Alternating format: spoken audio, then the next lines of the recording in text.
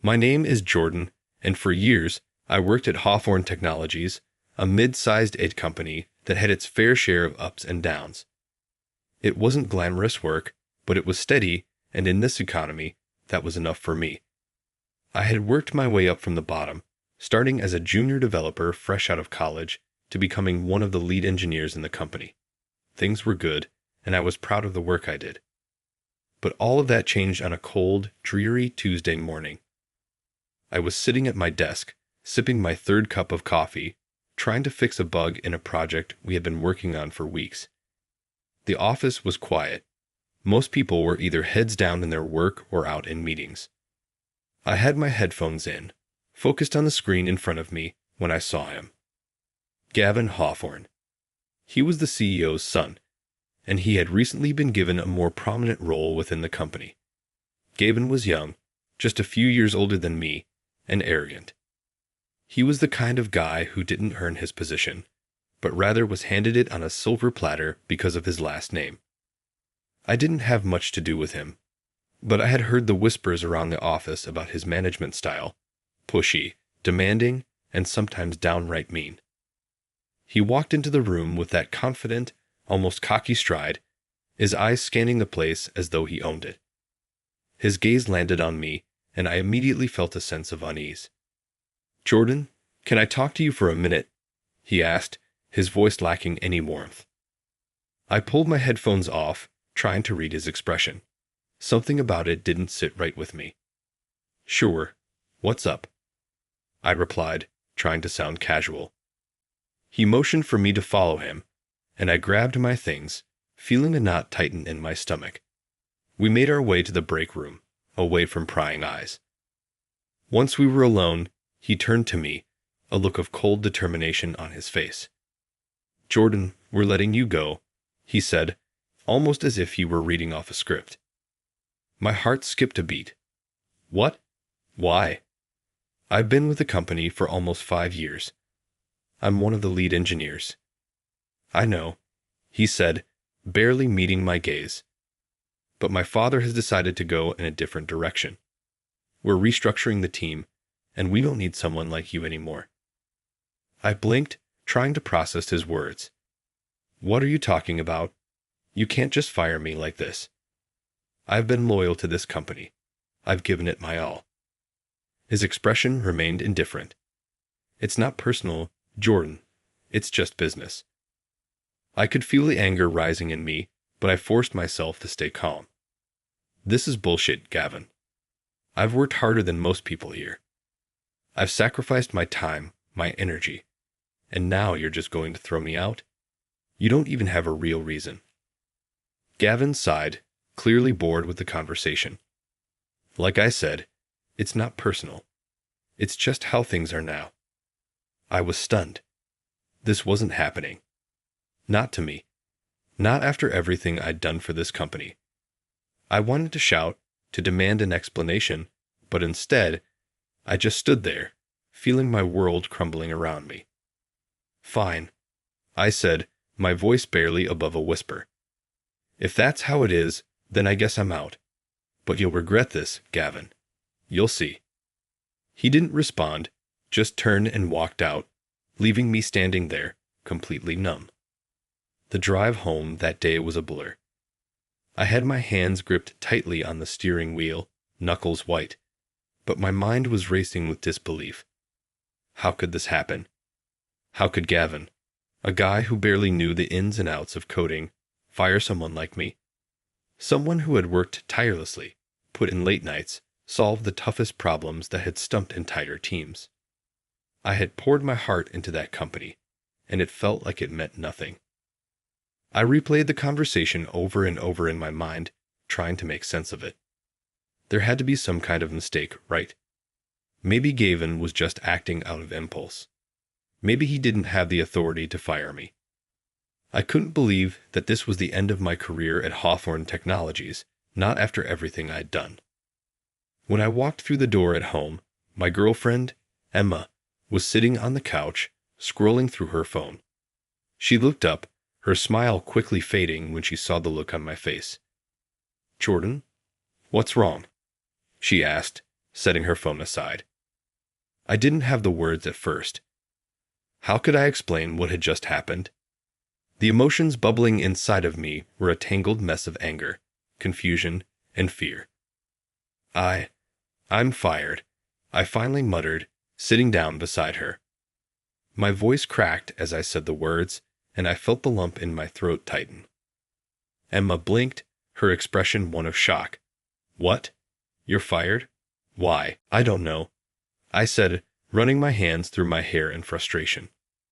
Gavin just told me they were restructuring the team, that they didn't need me anymore.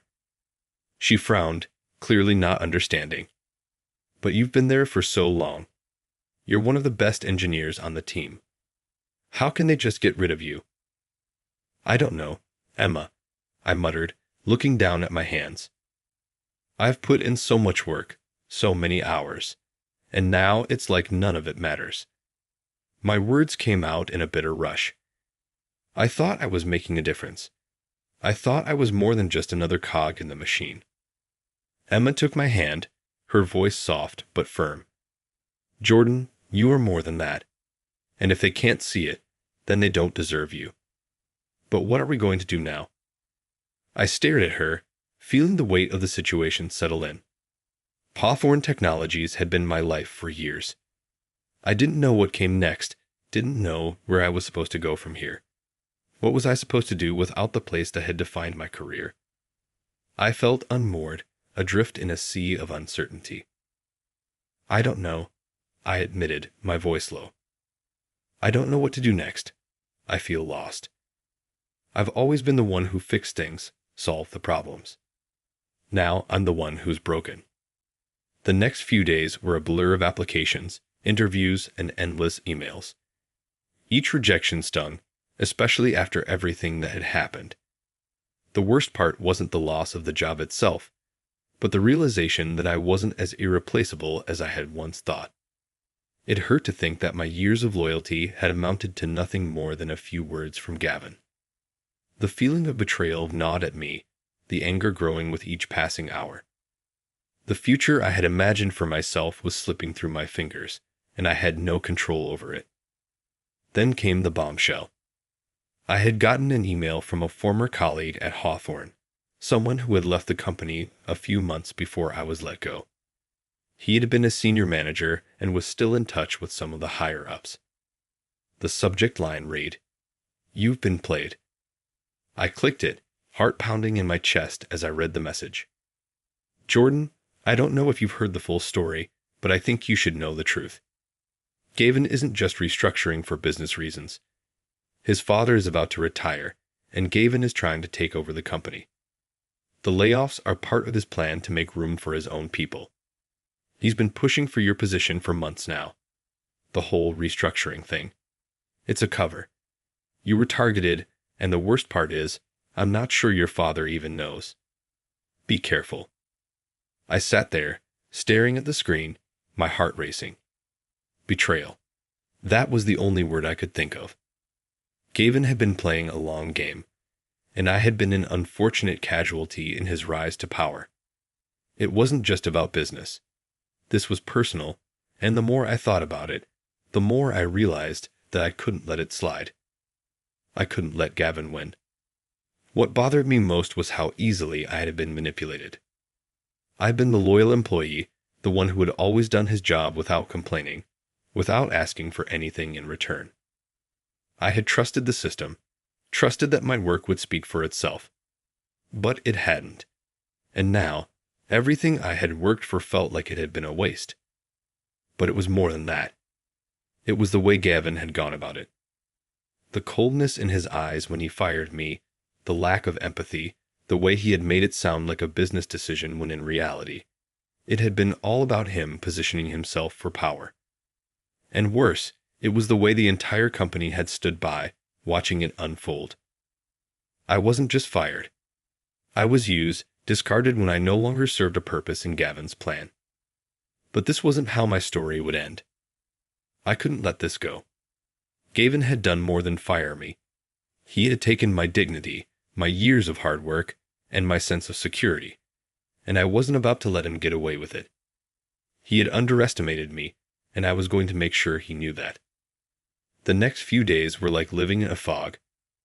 I couldn't shake the sense of betrayal that lingered, even as I put one foot in front of the other, trying to rebuild my life. I spent hours in front of the computer, scouring job boards, polishing my resume, and sending out applications. Each time I hit send, I could feel the weight of the empty inbox, the silence from potential employers who hadn't even bothered to respond. It felt like the world was moving on without me, and I was left behind, struggling to catch up. But what made the pain worse wasn't the job search. It wasn't even the financial strain that loomed ahead. It was the gnawing anger, the feeling of being manipulated, of being a pawn in a game I hadn't agreed to play. I couldn't just let this go. Gavin had crossed a line, and I wasn't going to sit idly while he ruined everything I had worked for. I decided to do what I should have done sooner: dig deeper. That's when I reached out to my old colleague, Ben. Ben had worked at Hawthorne for years before taking a new job at a competitor. We had always been on the same wavelength, and I knew he'd have some insight into what was really going on behind the scenes.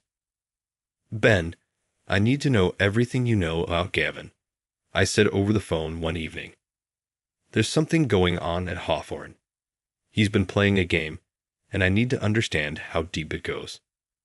Ben hesitated on the other end, and I could practically hear him weighing his options. He was cautious, but after a long pause, he finally spoke. "Gavin's been trying to take over the company for months. His dad's retirement is imminent, and he's been positioning himself to take control. It's not just you, Jordan. He's been pushing other people out too. But you were the biggest obstacle for him. You were in the role he wanted. You were the one who had everything he needed to make his move." My stomach churned. The realization hit me harder than I expected. Gavin wasn't just trying to rise through the ranks. He was planning to take over everything. I wasn't the only one being targeted. He had been quietly clearing the way, getting rid of anyone who posed a threat to his position, and I had been too naive to see it. "Are you saying he's been making moves behind the scenes, setting up people to replace us?" I asked, my voice shaking with disbelief. "Exactly," Ben confirmed. "He's been moving fast, Jordan. You're not the first to get the axe, and you won't be the last. He's been consolidating power, getting rid of the older staff, those who actually know how the company works, and bringing in his own people. You've got to get out of there, man. It's toxic." But I couldn't just walk away, not after everything. The more I thought about it, the angrier I became. Gavin wasn't just a greedy CEO's son. He was a fraud. He had no real skill, no real vision. He was using his last name to destroy a company that I had helped build. The next day, I made a decision. I wasn't going to let Gavin get away with this. I started by gathering evidence. I combed through old emails, looking for patterns, for any sign that Gavin had been manipulating the situation for his own gain. It wasn't easy. Hawthorne's IT system was well secured, but after years of working there, I knew a few tricks. I found what I needed: internal emails where Gavin had been pushing for layoffs, making excuses for why certain employees were expendable. He was manipulating the company's financial reports, cutting costs in the areas that had the highest impact on morale, while funneling money into the areas that would benefit his power grab. I felt a rush of adrenaline as I read through the documents. This wasn't just about getting revenge on a bitter ex-boss. This was about exposing the truth, showing the world exactly what Gavin had been doing behind closed doors. He had no idea how much evidence I had, how deep I had dug, and I wasn't about to back down. But things weren't that simple. I couldn't just take this to the authorities, at least, not yet. The company was still in the early stages of transitioning to Gavin's control, and I knew that going public without the right support could backfire. I needed a plan, something that would expose Gavin's scheme without putting me at risk. That's when I turned to my network. I reached out to a few former colleagues who still had connections at Hawthorne. One of them, Carla, had worked as a senior HR manager, before leaving the company a few months ago. If anyone knew the inner workings of Hawthorne's leadership, it was her. We met at a coffee shop, and after exchanging pleasantries, I didn't waste any time. "Carla, I need your help," I said, leaning in. "I've got evidence that Gavin has been manipulating things behind the scenes, pushing for layoffs and restructuring to make room for his own people. I can't do this alone. I need you to back me up." Her eyes widened, and she hesitated before speaking. "Are you sure, Jordan? If you go after Gavin, you could lose everything. He's got his father's ear, and there are people in that company who will do anything to protect him." "I'm already losing everything," I shot back. "But if I let him get away with this, it'll destroy more than just my career. It'll ruin the company, and no one will even know how it happened. I can't let him take everything down with him." Carla's expression softened, and after a long pause, she nodded. "All right, I'll help. But we have to be careful. If Gavin catches wind of what we're doing, we could be in serious trouble. You've got to be ready for whatever comes next." I nodded. I wasn't afraid anymore. Gavin had taken everything from me, my career, my sense of security, and now I was going to take back control. The stakes had never been higher. The plan was set. Carla and I had gathered enough evidence to expose Gavin for the manipulative, power-hungry fraud he was. We had identified the key players in his scheme, those who had helped him orchestrate the layoffs and pave the way for his takeover of the company. We even had recordings of his meetings with senior management, where he openly discussed cutting costs by removing staff who posed any challenge to his authority. The walls were closing in on him, and I could feel it. But even with everything in place, something inside me twisted with uncertainty. Was I doing the right thing? Was I prepared for the consequences of what I was about to do? The truth was, no matter how satisfying it might feel to expose Gavin, I knew it could all backfire. This wasn't just about exposing a bad boss. It was about taking down a company that had been part of my life for years. It was about starting a war that might destroy everything I had worked for. But the more I thought about it, the clearer the path became. I couldn't let him win. Gavin had used me, manipulated me, and now he would have to answer for it. Carla had connections at a major media outlet, an investigative reporter who specialized in exposing corporate corruption. After hours of planning and careful deliberation, we arranged a meeting. This was it. I had no more time to hesitate. If I backed out now, everything would be for nothing. The day before the meeting, I felt the weight of everything pressing down on me. I sat in my apartment, staring at the stack of files on the table in front of me. My phone buzzed with messages from Emma, but I couldn't bring myself to respond. What could I say? I was about to wage a war against someone with more power than I could ever have imagined. There was no guarantee that this would end well, and I was terrified. But I also knew I couldn't just walk away. I needed to finish this. The next morning, I met with Carla and the reporter at a small cafe near the city center. The air inside was thick with tension, as if the whole world was holding its breath. I slid into the booth across from the reporter, a woman in her mid-30s named Rachel, who had a reputation for uncovering corporate scandals that sent shockwaves through the business world. She greeted me with a sharp smile, and her eyes flickered over the files I had brought. "This is big," Rachel said, her tone calm but serious. "This isn't just about you, Jordan. If this gets out, it could be the end of Gavin's career, and the company's too." "I know," I said, my voice barely above a whisper. My heart pounded in my chest as the enormity of the situation hit me once again. But he deserves to be held accountable. What he's done to Hawthorne is nothing short of criminal. He's used his father's retirement as an excuse to gut the company and fill it with his own people. He's ruined lives. Rachel nodded, her gaze intense. "We can't go public with this right away. The first step is to get confirmation from someone inside the company, someone who can corroborate the evidence. Otherwise, it's just a story without a foundation." I felt my stomach drop. If we couldn't get confirmation from someone in a position of power at Hawthorne, all of this would be for nothing. But I knew exactly who that person needed to be. Ben. Ben had been in the trenches with Gavin. He knew the inner workings of the company better than anyone. He had seen the way Gavin operated, and, as much as it pained me to ask, he was the only one who could validate everything we had uncovered. I dialed his number, my fingers trembling. The phone rang, and for a moment, I thought he wasn't going to pick up. But then his voice came through, as casual as ever. "Ben, it's Jordan. I need your help." I could feel a hesitation on the other end. "What's going on? Is everything all right?"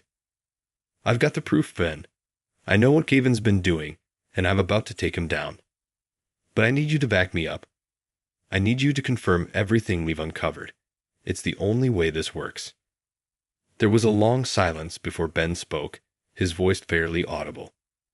"Jordan, you know what you're asking, right? This isn't just about you anymore. If I help you, there's no going back.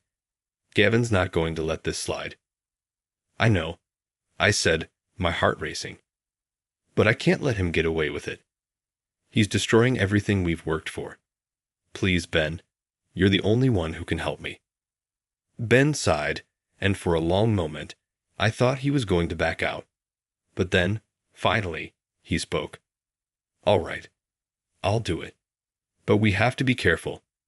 If Gavin finds out I'm involved, it's over for both of us." I hung up, a mix of relief and fear flooding my chest. Ben was on board. This was really happening.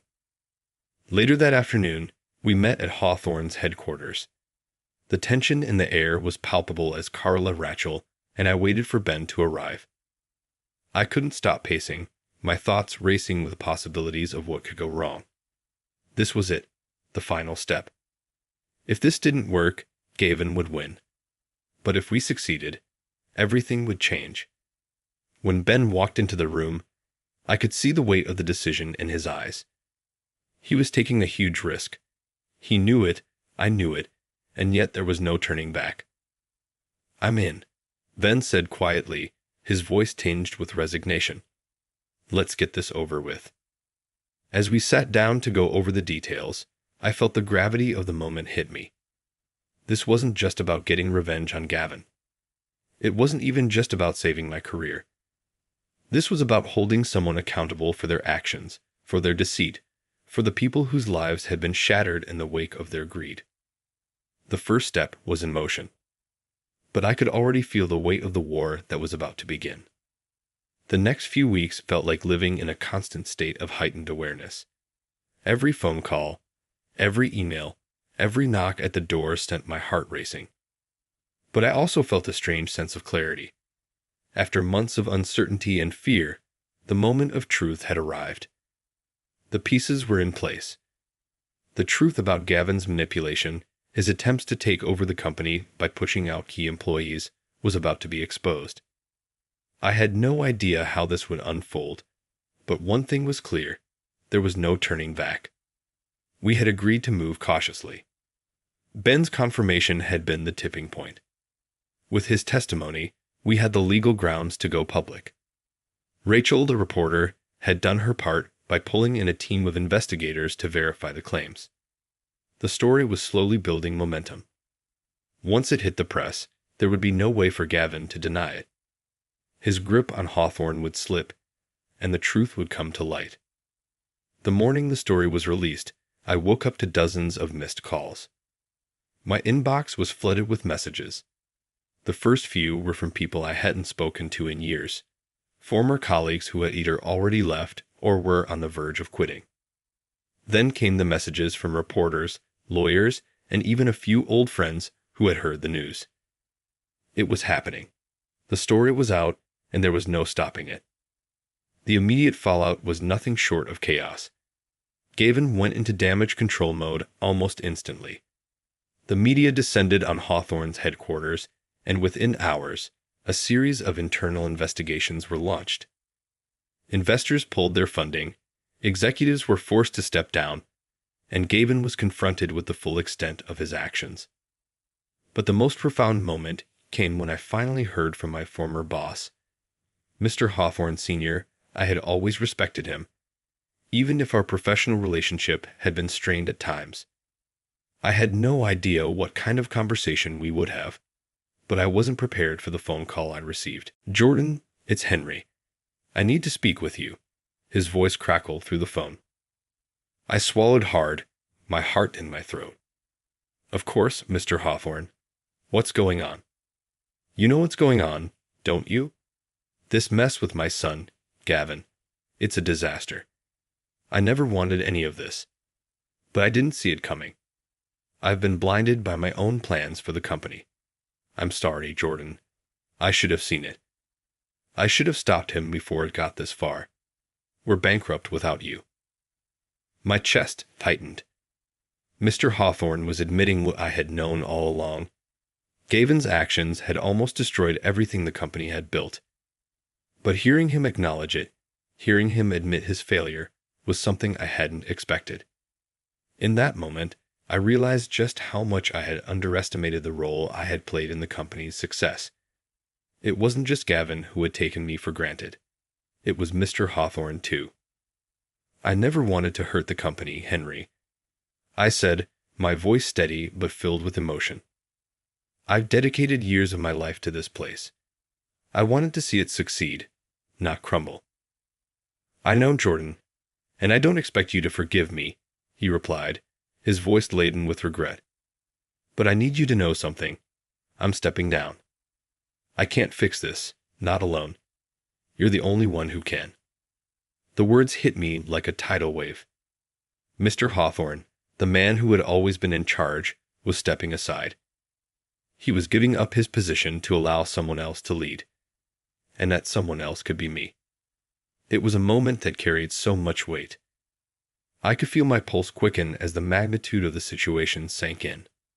The decision I made next would shape the course of my future. And not just mine, but the future of the company too. A few days later, a board meeting was called. Gavin was gone. The scandal surrounding him had forced him out of the company entirely. His father, though reluctant, had agreed to the decision. The board now had to choose a new leader, and when they asked for nominations, I found myself in the midst of it all. "Jordan," Mr. Hawthorne said in front of the room, "it's time for you to step up. I may have failed, but you're the one who knows this company inside and out. You're the one who deserves to lead it into the future." The room went silent. All eyes were on me. There were other candidates, of course, but none of them had the history with Hawthorne that I did. None of them had the drive to rebuild the company from the ground up. I had made mistakes, sure. I had trusted the wrong people. But I had never stopped believing in what Hawthorne could be. I stood up, my mind racing. This wasn't just a position. It was a chance to rewrite the company's future, to steer it away from the wreckage Gavin had left behind. I thought about the people who had supported me through the hardest times, about the colleagues who had believed in me even when I had lost faith in myself. And then I made the decision. "I accept," I said, my voice calm but unwavering. "But there's one thing I want to make clear. I will rebuild this company, but it will be on my terms. I won't repeat the mistakes of the past. We will be a company that values its people, that puts integrity above all else." It wasn't an easy decision. I had spent so much time thinking about revenge, about making Gavin pay for what he had done. But standing there, looking at the board, I realized that the best way to defeat Gavin wasn't to tear him down further. It was to rise above him. It was to lead with strength, honor, and vision. In the end, the conflict wasn't just about fighting Gavin. It was about reclaiming my own sense of purpose, about learning that power, when used for the right reasons, could change not just a company, but a person's life. As I took the reins of the company, I knew the road ahead wouldn't be easy. There would be more challenges, more betrayals, and more difficult decisions. But I was no longer the man who had been blindsided by a fake ally. I was someone who had learned the value of integrity, the importance of trust, and the strength that comes from standing up for what is right. And in that moment, I realized that this was the victory I had been waiting for all along.